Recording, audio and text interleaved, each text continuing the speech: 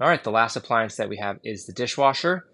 There's a button that you're going to want to engage to open it. Press that up, pull this out. From here, you would load your dishes, and then you would place your detergent in this little reservoir right here, whether that's a pod or liquid. You would push this shut. You'll just want to make sure that this little latch catches and keeps this door closed.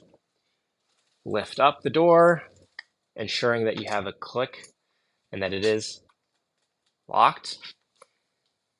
And then from here, you would simply select which cycle you would like, whether that's the pots and pans, the normal water, mist, or china, and it would engage and turn on simply by you pushing one of the buttons.